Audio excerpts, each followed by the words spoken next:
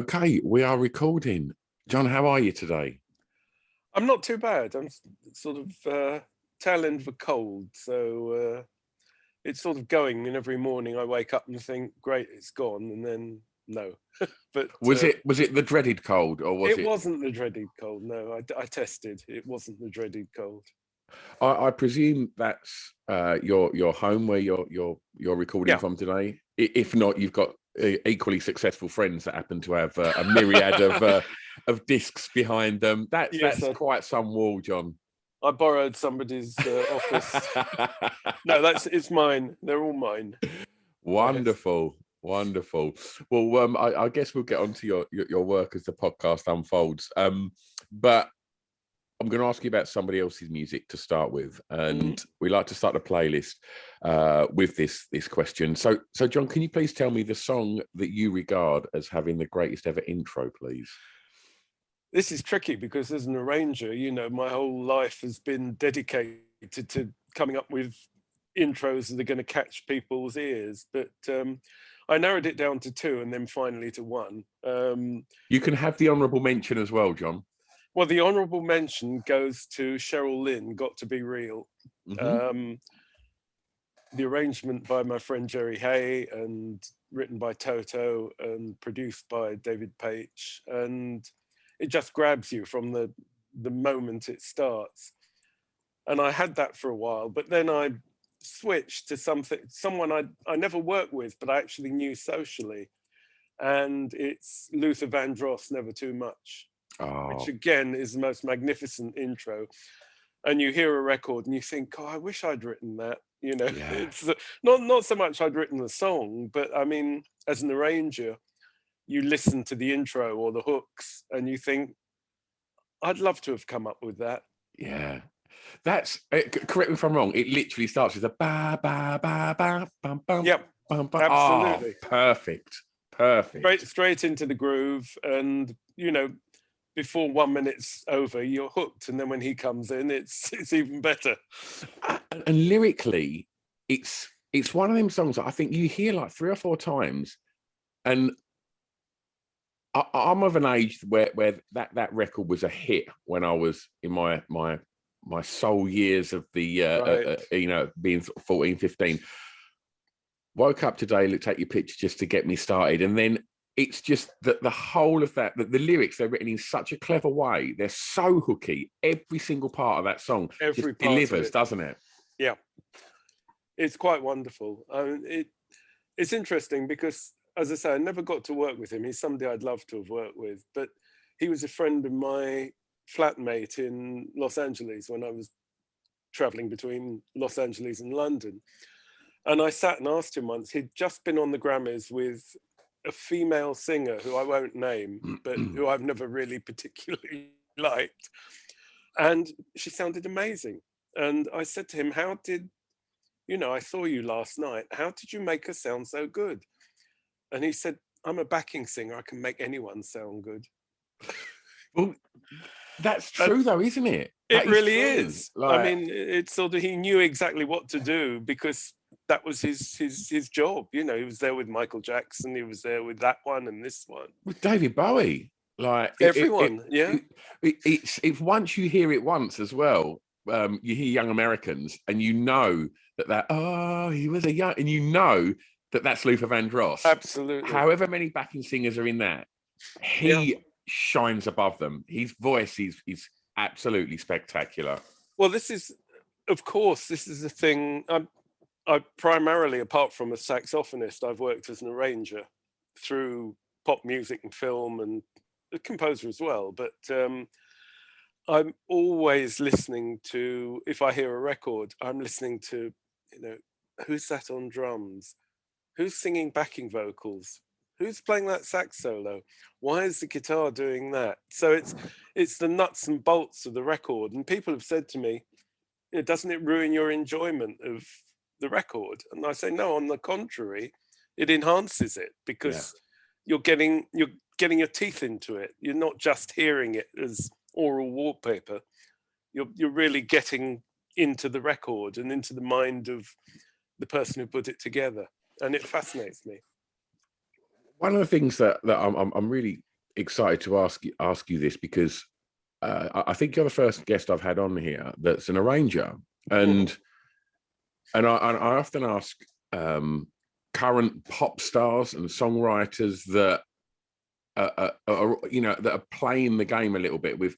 And when I say that, I've asked this question 380 times now, John. I've never framed it right, so bear with me. Okay. And I'm really interested to know that how you approach it, and because we're living in a world now where attention spans are getting shorter and shorter and shorter, and young people are consuming their music in various different places, apps such as TikTok and things like that. I watch my daughters just with their thumbs so rapid, and it's like they're not giving a song a chance to find its feet. It's like, and I know that you can go back to Motown, you can go back to, even things like, Never Too Much, which is boom, you're in right from the beginning. But it feels like with pop music now, there's no fat on the bone. Everything is literally being looked upon as almost like a science. And I wonder, when you arrange now, does anything like that filter through into how you approach it? Well, the difficult thing for myself and other arrangers is I think we're completely superannuated and, dinosaurs of the business. Okay. Because everything you said is 100% correct. I can only equate in my own career to when I was writing loads and loads of commercials, where you're virtually doing the same thing as a TikTok video. Yeah, of course, yeah. You've got 30 seconds, you've got to get in, get your point made, and get out. Yeah. And when I never really wrote jingles, let's say, but I did. And I mean, two of them in particular, I think people today would be able to sing if they're of an age. You Can Do It When You B&Q It, which ran for about 30 years, and Sheila's Wheels, which was like enormous, which I wrote, and my brief was write something that will drive everyone mad. And well, it worked. Correct. It worked. You done that. But it made a new brand into the market leader. So it fulfilled that purpose as well. But I have to admit, at the time and subsequently, I feel I've had a good career. Yeah. And if I'm making an appearance somewhere and somebody says, and here is the composer of Sheila's Wheels, I said, oh no, surely there's something a bit more substantial that sums up my life, than that. But I'm not, I'm proud of it, of course, because how often do you write something that takes the whole country by storm? Absolutely. Well, let's take you back for track 2. And I'm going to ask you, please, John, to tell me the first song that you remember hearing that had an emotional impact on you, please. Well, this is an odd one, and I'm sure nobody else you've spoken to has got anything remotely resembling this. But I grew up in a musical family. My mother's 4 brothers were all well-known band leaders, and 2 of them were household names. One of her older brothers, Sid Phillips, had Britain's top Dixieland band and was premier jazz clarinetist, played with Louis Armstrong, was the best arranger in the country before the war. And her younger brother, Wolf Phillips, led the band at the London Palladium during the heyday of variety. So I grew up around music, and our family friends were Frank Sinatra and Nat King Cole and Judy Garland. Wow. And the Andrews sisters would come round to the flat, or Danny Kaye or Jack Benny, so it was a very weird introduction into music. So, was you aware of the enormity of it at that point? No, I mean, I just thought these were people who showed up at the house, and then you went to the cinema and there they were on the big screen. But it's like people who are told, you grew up poor, and say, well, I didn't know I grew up poor because I didn't have anything to compare it with. I grew up the way I grew up.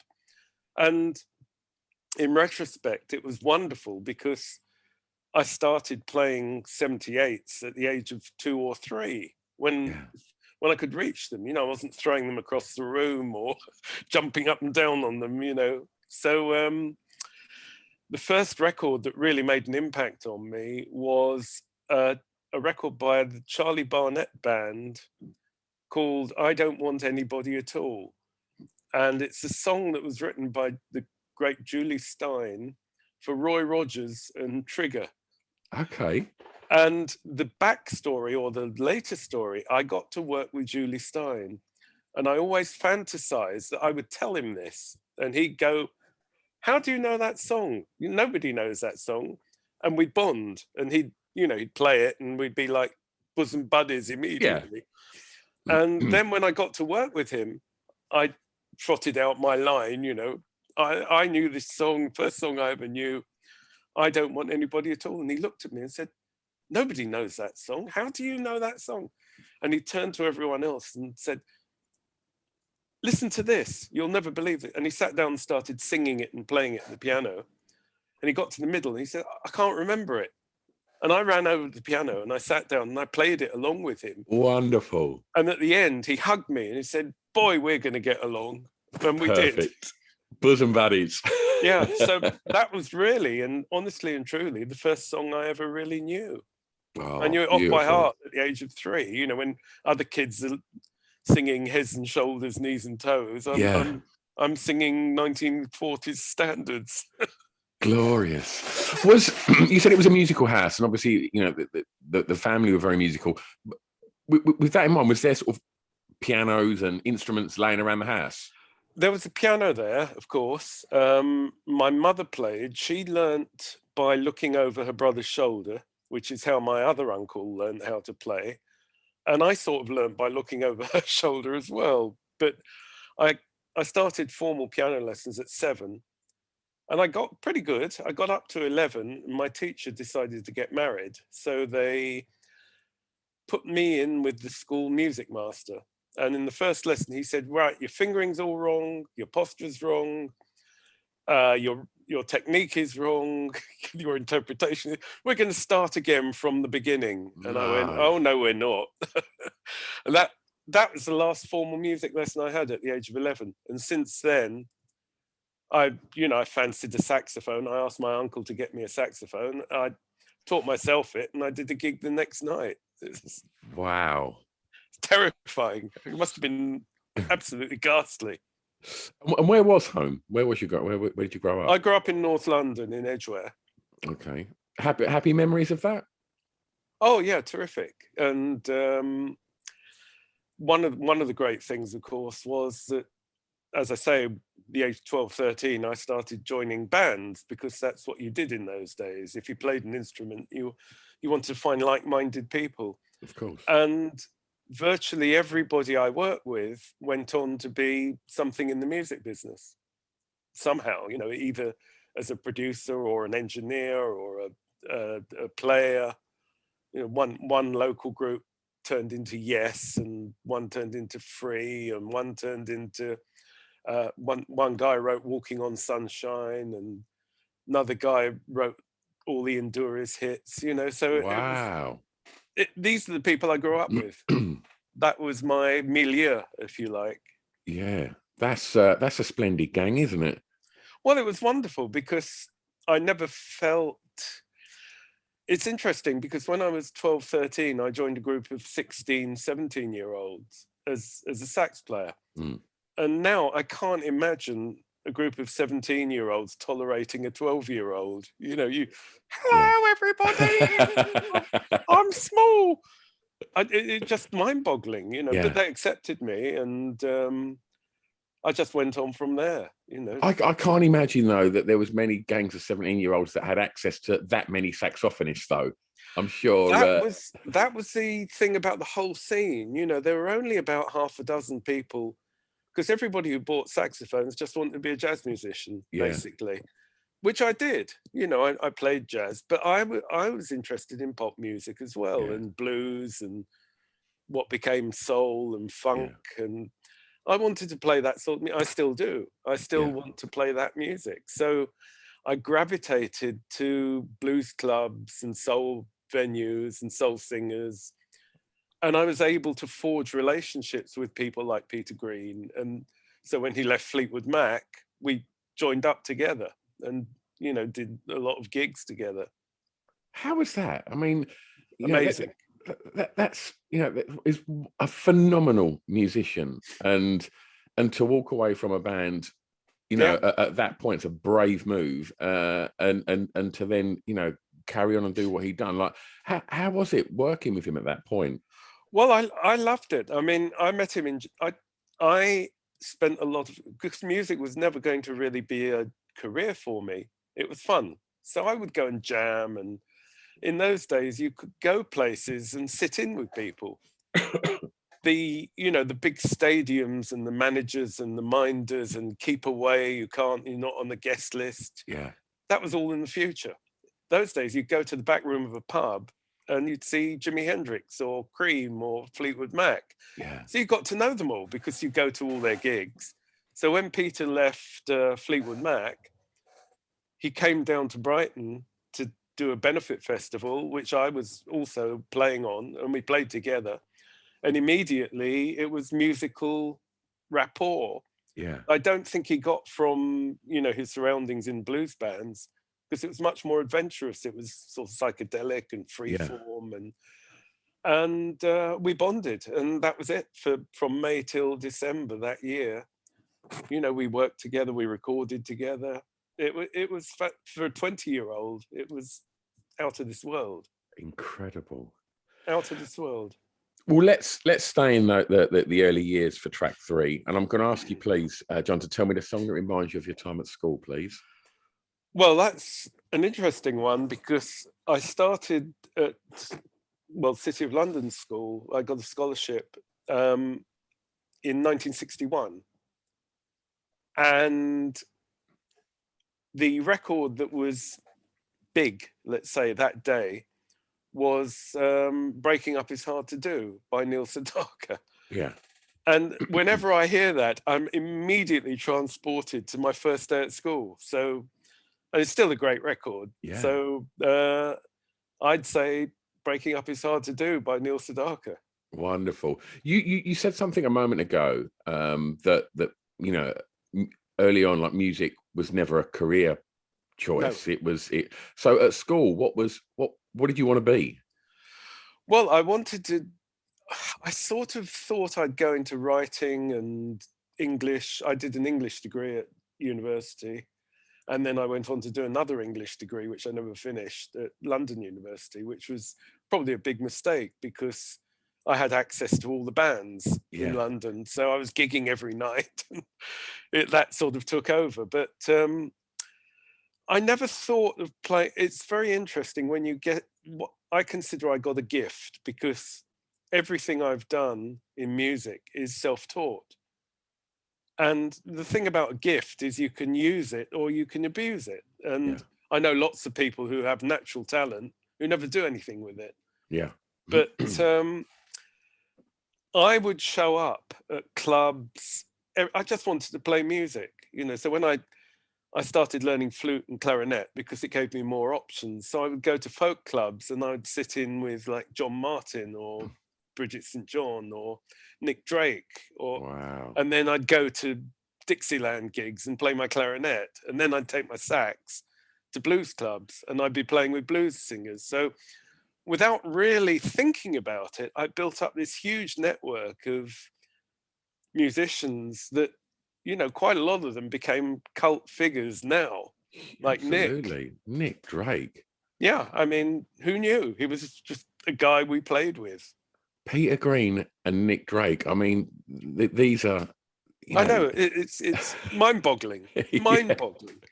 You don't get to hear too much about these people, because they're they were quite reclusive characters, wasn't they? And I'm just thirsty to know. I mean, Nick Drake's an absolute hero of mine, and just give me a taste of what it was like to work with him. He was never particularly into doing gigs. He hated them, but he was quite often there. Was that because he was shy? He was very shy, very introverted. Now he'd probably be bipolar, diagnosed, but then he was just like weird, Of course. Nobody really got to know him, even like John Martin and Bridget St. John, who I stayed in contact with said, "Oh, I didn't really know Nick. You know, I mean, I knew him, but I didn't know him well." We would play some of his songs to try them out at John Martin's flat in Hampstead, and I'd play flute or sax with him. I never rehearsed with him. The whole thing about this was you joined in, you know, Yeah. you sort of, oh yeah, I can hear where it's going. And I don't remember rehearsing with anyone. That's the bizarre thing. It was like Kevin Ayres, you know, oh, join in. Peter Green, right, we'll join in. There was never any, let's sit down and work something out. But one night I went to see John Martin at Westfield College, and he was on the bill with Stephen Grossman, the Humble Bums, which was Billy Connolly and Jerry Rafferty. Mm-hmm. And top of the bill was a guy I'd never heard of called Elton John. This is 1970. Did he end up doing much afterwards? Yeah, possibly. Anyway, the opening act that night was Nick Drake, who'd been persuaded to perform. And everybody ignored him. You know, they were all at the bar drinking pints and shouting. And he looked at his feet and he played a few numbers. He just walked off. And I went back into the dressing room and he said, "That's it. I'm finished. Never going to do another gig." And John Martin and I started talking to him and saying, "Look, you know, you can't just stop. No. That's my lot. That's my lot. No. Well, you've got a gig next week." And we spent an hour talking to him. And it's actually in my diary that I had this conversation with him. I've got all my diaries from the 60s and 70s. And there it is, Nick Drake, you know, talk with Nick Drake. But a week later, Wow. he walked off stage and that was the end of it. Never played again in public. And the postscript, I used to put together an all-star band for Sussex gigs. And I got John Martin to be in the band.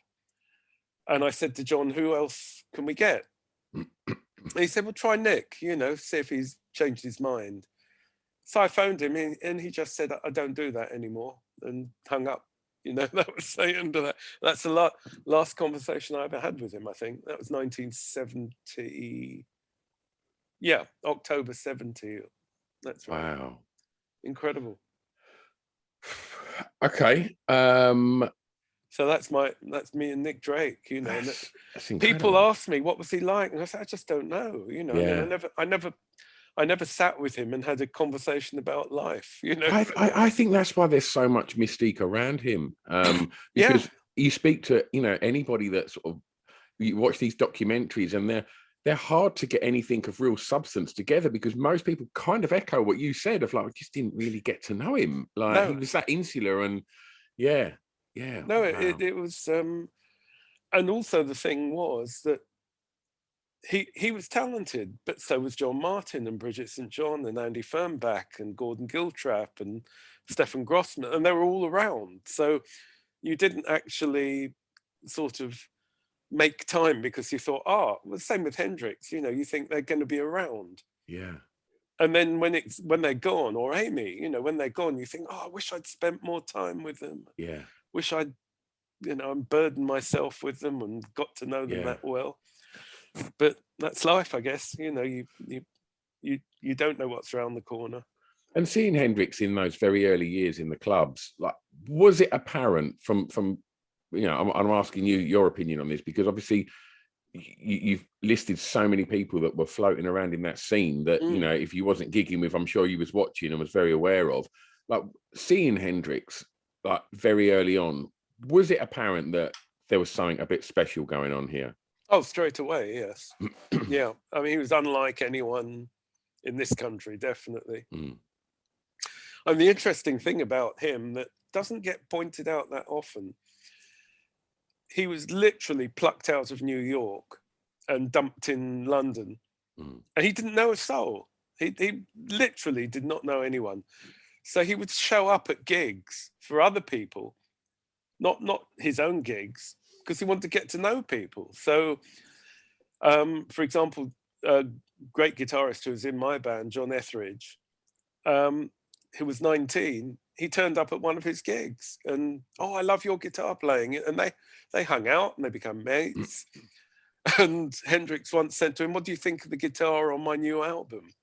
Which was Electric Ladyland, I think, by then. And John said, "Oh, I think it's awful." which he regrets to this day. You know, why would a 19-year-old say something like that? You know, but no, he had. I mean, of that bunch of guitarists at the time, he and Jeff Beck, I think, really stood out, and Peter in a different way. Yeah, of course. But Jimmy was no, he was definitely something. Definitely. I'm going to ask you about record shops for track 4, John, and I'd like you to tell me, please, the first song you remember buying from a record shop. Again, this is possibly not anything you might expect, but at the age of 11, because I got the scholarship to City of London, my parents bought me a Dansette record player. Okay. It was staple baby boomer stuff. Everybody had one. Lovely. With the pink top and the white. Yeah, everybody remembers that. And I was very excited, and I went out to a local record shop, and I bought 3 albums. I bought Tchaikovsky's Piano Concerto, Bix Beiderbecke and his gang, and the one I've chosen here, because it immediately became a huge favorite, it was the Dial Masters by Charlie Parker. Lovely. And Yardbird Suite on that, I got to immediately love. So although technically it's not a 45, I did. Later, I started buying 45s, and I think Breaking Up Is Hard to Do was one of the first ones I bought. Wonderful. You mentioned, you know, how young you was when you was, you know, starting to play in different bands and things like that, and then you talk about that scene and these people that have gone on to become, like, you know, icons. To kind of throw yourself in the mix there, and to, I guess, you know, early on push yourself into these circles. And was you a confident young man? I never felt out of place. I never felt that I was putting myself above what I could do. Okay. I guess I must have been. I mean, I wasn't extrovert, and I wasn't sort of pushy. So I guess people who heard me play thought, "Oh, you know, he'd be good in the band," rather than me, you know, elbowing my way in and saying, "Listen to me, I'm so good." Yeah. I never had that sort of attitude, but I always felt confident. I mean, one early gig we did, I always remember, we were on stage at a youth club, and there were 2 guys watching me like a hawk. I mean, it was sort of, I thought, you know, saxophone players. So I'm sort of directing everything towards them, and wonderful, wonderful. I came off stage, and one of them came up to me and said, "Have you finished?" And I said, "Yeah." He said, "Good. We want to play table tennis, and you're using our table as a stage." Oh, back down to earth with a bump. Absolutely. So that sort of deflates you a bit. That'll keep you grounded. Well, if that doesn't, nothing else will it? Oh, that's incredible. But then to, you know, forge the you know, and create this, you know, incredible career that we'd have to speak for hours and hours and hours to kind of navigate through, you know, your achievements and your work, and the places that it's, you know, that it's taken you. At its very essence, the music industry is a very, very competitive and hard industry that can be brutal, and, you know, lots of people have to take knocks, lots of people get spat out the wrong side of it. You've had an incredibly long and prosperous career within that industry. Confidence aside, are you driven? I don't know. I mean, the thing I always, and particularly now I say even more, is the great thing about the music business is I'm not in it. Yeah. I never have been. Sort of, but I just was very lucky because everything spiraled from everything else. Yeah. And I never had to search for work. I never had to I was never in my heyday. I was never out of work at all, and possibly because I diversified so much. If, let's say, record work was a bit quiet, I had commercials. If that was a bit quiet, I was doing TV. If that was a bit quiet, I was doing film. Unfortunately, none of them were actually really quiet. So I found Yeah. myself doing everything at the same time. The only thing I think that could have suffered was the playing, Yeah. because for a long time I would do the odd jazz gig, but I wasn't actively perpetuating, the ability to get out and meet people and play. And that's why we started our 10-room jam sessions, which turned into this mega event where everybody performed for nothing, and Amy Winehouse and Joss Stone were in the audience, and it's an epic time in London. You just listed various sort of sectors of your work that, with the plates that you would spin to stay busy. Out of those, whether it be film, TV, commercials, playing, whatever, arranging, what do you most enjoy? It's interesting, and it sounds glib to say, but first of all, I'd say everything that I worked on, I absolutely enjoyed working on. There was nothing where I was doing something and thought, do you know what? I really don't want to be doing this. So I was very lucky. But on the other side, if everything was taken away and they just said, right, you can only do one thing, it would be playing, definitely. Okay. I thought you might say that. Yeah, because everybody who plays music starts playing music because they want to play music and they love music. Writing, I love writing, I love composing, I love conducting, but it's not what I wanted to do when I wanted to do something. So, if it went, I wouldn't be, hangdog miserable. But if I couldn't play anymore, I'd sort of run up the wall. Yeah. Okay. Well, after school, and it's generally the time that you start to go out more and venture into the world of clubs. So with that in mind, John, for track 5, can you tell me the song that soundtracked your years in clubs, please? Well, that's an interesting one, because if I was in clubs, I was always on stage. Always. I mean, I didn't socially go to any clubs at all. I mean, I sound like the worst sort of bore in the world, but if I went to a club, I was playing literally almost all the time. Yeah. The only club I really went to where I might not play at all was the Speakeasy, which was the musicians' hangout. Yeah. Where you would be, inveigled into some ghastly scenario by Keith Moon or Harry Nilsson. It was, it was fun, but I could escape. Let's say that. I mean, let's not move on past that yet. So again, give me a snapshot into what that would have been like. Well, it was incredible. I mean, I started playing there when I was 16, 17, which I'm sure was totally illegal. And they started letting me in if I wasn't playing, which I'm also sure was totally illegal. But you were rubbing shoulders with Art Garfunkel, Keith Moon, Harry Nilsson, Ringo Starr, Oliver Reed. That was the atmosphere in the club, the Stones. And these were the people you mixed with. Hendrix was there a lot. A few years later, I took the Wailers down to sit at Hendrix's table for dinner, his favourite table, which they said they made their trip. Never mind playing at the Lyceum. This was the highlight of their stay in England.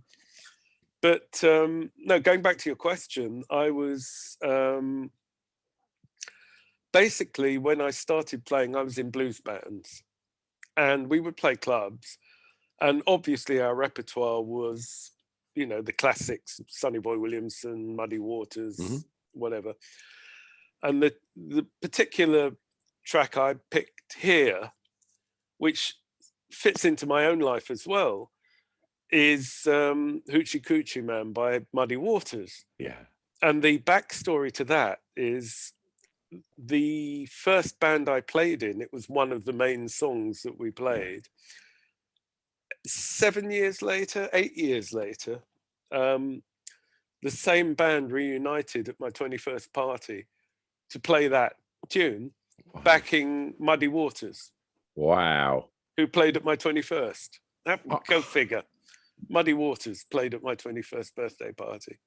Jesus Christ. Yes. Yeah.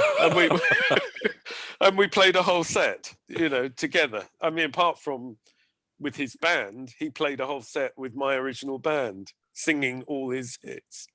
And he didn't need to turn around and say, "Do you know this one?" He just say, "Right, mojo working. Off we go. Hoochie Coochie Man, off we go." Unbelievable. You must have been walking on air. Oh, it's the greatest thing that could have happened. I mean, mind-boggling. And the only reason it happened was my roommate was social secretary at Sussex, and he booked him. And anybody of that age will remember getting food after 9 o'clock in the evening was impossible. So he said to them, "Oh, come to my friend's birthday party." So they all trooped in and they got their meal, and we had gear set up, drums, guitars. Rick Parnell of Spinal Tap brought his drum kit, and we had all the equipment set up and no mics and no amps. So the roadies came in, and one of them, there was a girl at my party, an American girl, and one of them said, "Don't I know you?" And she said, "Well, you look very familiar." And they spoke a bit. She'd been a marshal at Woodstock, which had happened the previous summer. And she looked after Canned Heat. And they were Canned Heat's roadies. So they said, "Oh, great to see you, great to see you. What's all the equipment?" And she said, "Oh, it's such a shame. They brought all this gear down, but they can't play because they haven't got any mics or amps." And he said, "Oh, we'll fix that." And I'm standing in the room, and suddenly the back door's opening. And I go, what's going on? And in they come with all this equipment marked Rolling Stones, Fragile. And they set it up, and off we went. Incredible. So essentially, Muddy Waters played your 21st birthday for the fee of some sausage rolls and birthday cake. Yeah, absolutely. Lovely. Absolutely. Okay. Go figure. And we got no photos, and we got no recordings. Obviously today YouTube and of course, it's been everywhere. But the funny thing is, when I did my book launch the other night, there were 3 people there who were at that party, so I could tell. I could tell that story, and they could validate it. I was there. That's exactly what happened. Oh, brilliant. So for track 6, I'm going to take you home, and I'm going to ask you, please, John, to tell me a favourite song from an artist from your home county, please. Well, again, I'm being a bit naughty here, but it's George Michael, "Kissing a Fool," which I arranged and play sax on. And one of the reasons I've chosen it goes back to what we were saying about local people and influencing and whatever. George's dad owned a restaurant next door, the pub where we rehearsed, which was owned by our drummer's father. And he would sit on the steps at the age of 5 listening to the band. And he told me that inspired him to want to be a musician. Wow. So that's the local thing coming into real play. It's incredible that I didn't ask him to tell me that. He just came out with it during the recording. And in fact, he phoned me up originally and said, "I'd like you to work on Faith on the album. You're the only person I can think of who can do this," which is amazing. Wow. And we had a great time. And what was that like, being in the studio with George Michael? Arguably, he's most commercially successful, and he's, it was. What was that like? It was great. I mean, we ran the track. We only did the one track. I think we must have done about 30 takes of it. He sang every single one, So he was very, very hands-on, and he knew what he wanted. So if the piano player played something, he'd go, no, I don't want it like that. I want it like this. I want it like. And I was a bit confused at the end of the first day's recording, because I thought he never actually turned around and said, I like that, or that's great, or well done. And I was a bit, concerned, because I thought maybe he's just going through the motions and, he's not happy or whatever. So I phoned Steve Sidwell, who is also a great arranger and trumpet player, who had known him since he was 17 years old. And I said to Steve, what do? I don't know if he likes what we're doing or doesn't. And he said to me, well, you're going back tomorrow, aren't you? I said, yes. He said, then he likes it. Because if he didn't, he'd just say, it's not working, see you. So that's what it was like. So it was very easy. And then after we finished, he insisted that his band mime to our track on the tour, because he said, you guys aren't going to play it as well as these guys. Wow. So that's a nice validation. Wow. Before I ask the next track, my daughter's waving at me that somebody's banging on our back door. So I'll be two secs. Okay. And I've just got to go and make sure she's okay. 2 secs. Sorry. All right, I'm here.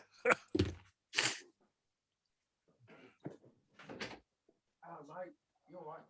I'm recording at the moment. It's just as you walk in. Yeah. Like for like, mate.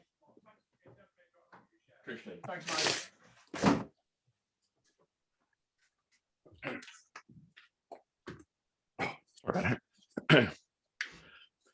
Okay, so for the last track, I'm going to offer you an opportunity to be tastemaker, influencer, as the kids call it now.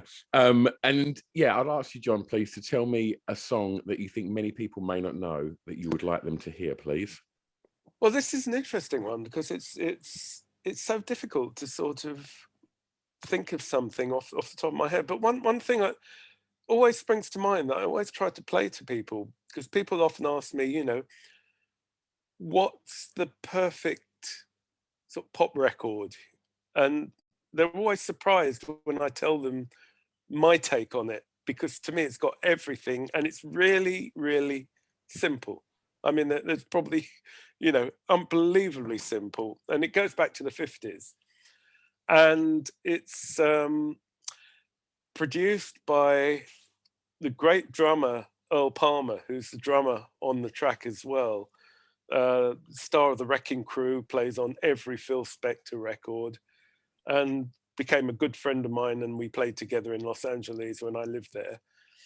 But it was a hit song, and people still know it, and I think it popped up on the commercial recently, but it's always being used places. But it's just, to me, it's a perfect pop record, and people are always surprised when I put that in front of them rather than some huge production. Yeah, because it's so simple. And the track is Itty Bitty Pretty One by Thurston Harris. Yeah. But I think that you mentioned Yes earlier, and like a band like that can make these incredibly complex records that can go on for, every track could last 20 minutes of these, this journey within sound that you think so difficult, and must have been like an absolute, nightmare to kind of put that together, and had different, and then you hear something like that and just think, well, that's, and people would dismiss that as throwaway, but I think there is an equal amount, or if not more, goes into creating a perfect pop song. I agree 100%. I think you're absolutely right. I mean, the ability to, let's say, waffle is so easy. It was facilitated a lot by record companies who just literally said, here's $1 squillion, go away for 2 years and make a record. And I think the thing about how they used to do it, and in fact how we did It's So So Quiet even, one take, singer singing live, everybody out the door. Fantastic. How was that though? Because That was Well, it had to be like that because Bjork didn't show up till 10 minutes before the end. Oh, really? Because Yeah. again, this was Bjork at her most commercially successful. She'd blasted Totally. onto the scene and, you know, post Sugar Cubes and become this, you know, she was winning MTV awards and was you know, this unique talent with a ridiculously incredible voice. And then all of a sudden, from making kind of quirky electronic music, makes this almost big band, like incredible song. And it's like, how did that come about? That Bjork, that track was put together.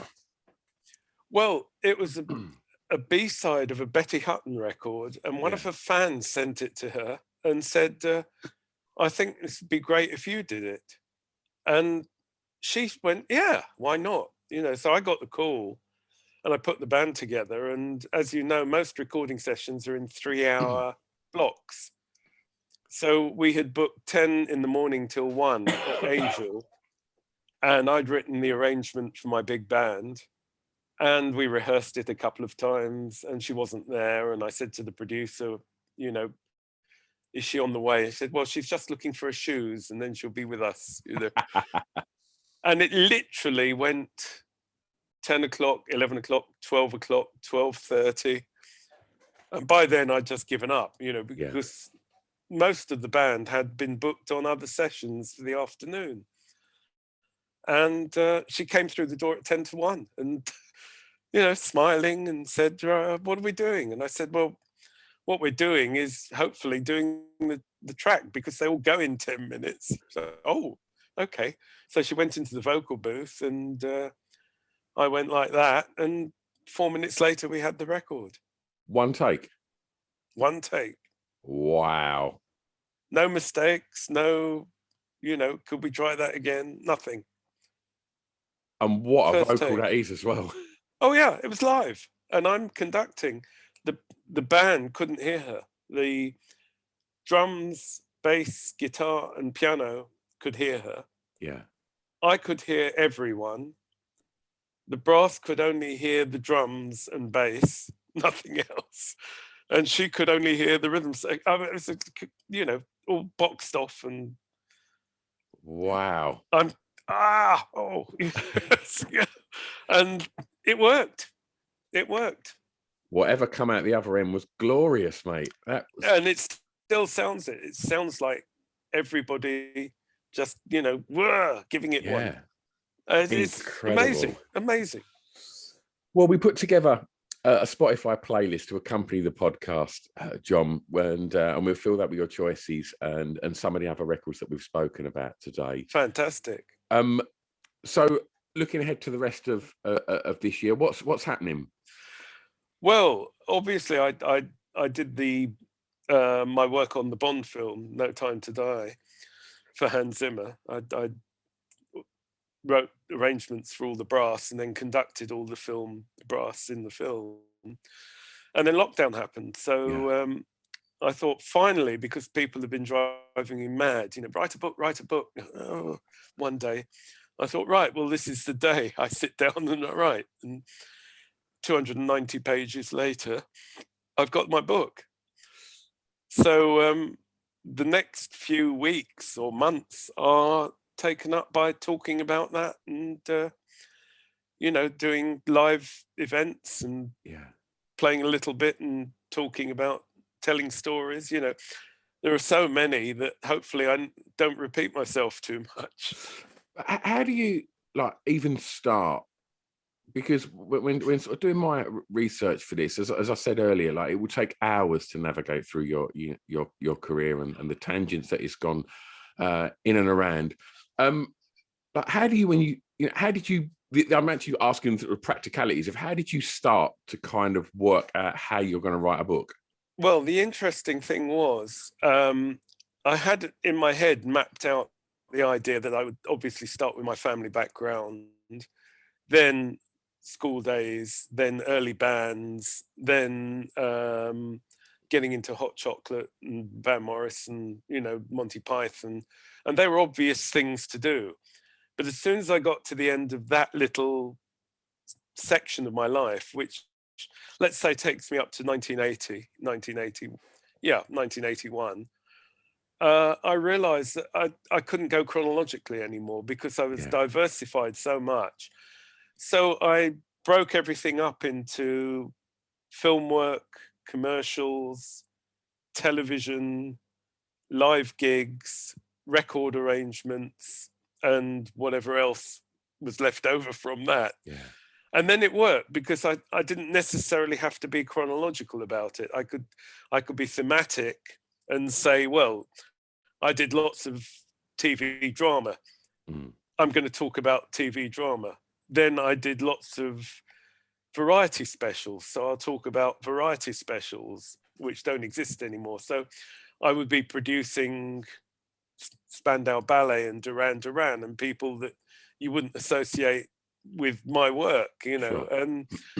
And then I went into the fact that I was the music producer for Saturday Night Live, the Ben Elton, Harry Enfield show.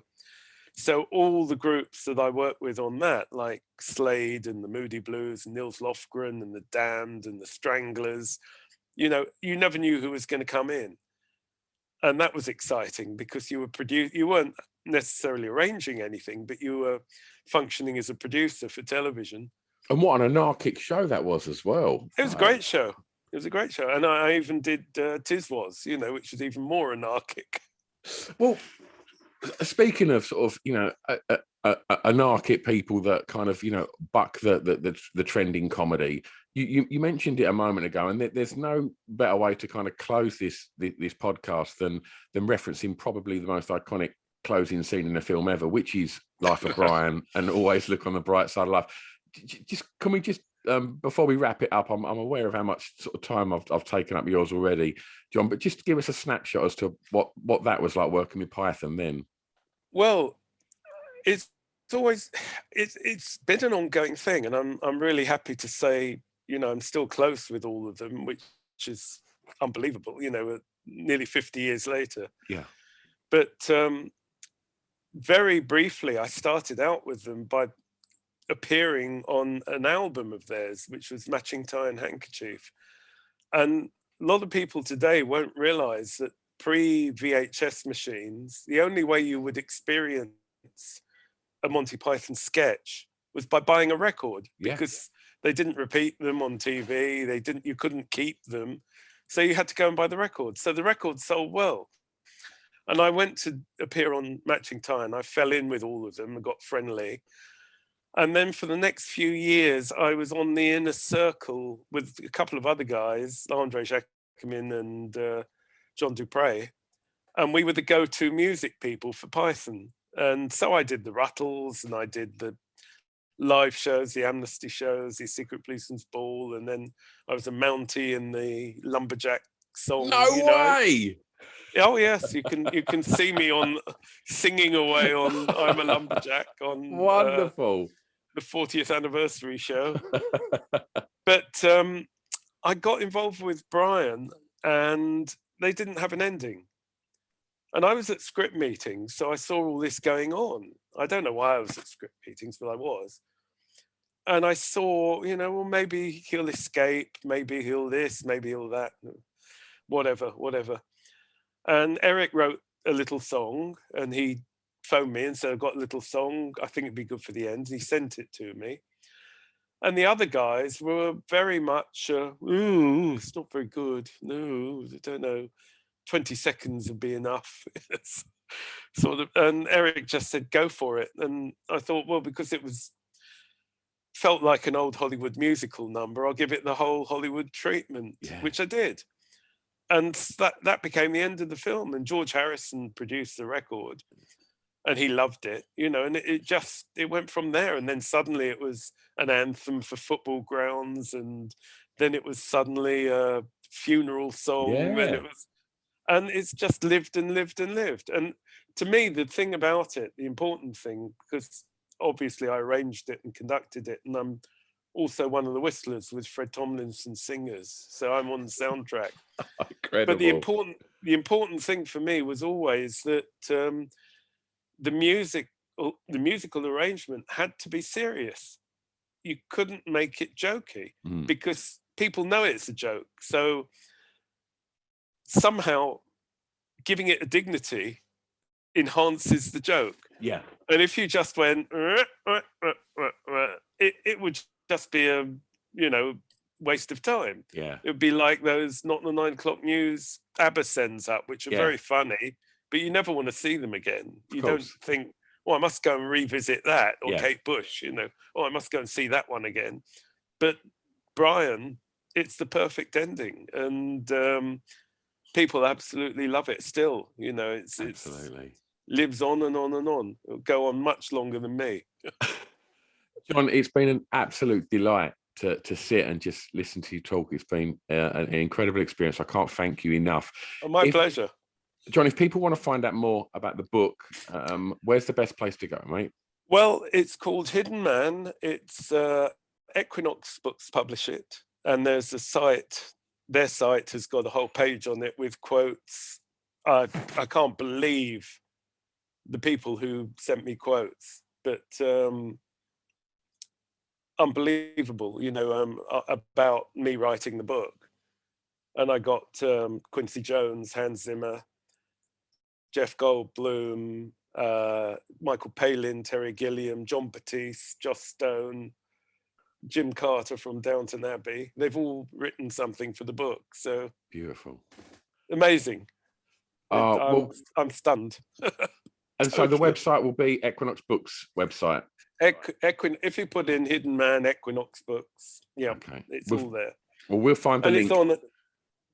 It's on Amazon and all the obvious places that it would be.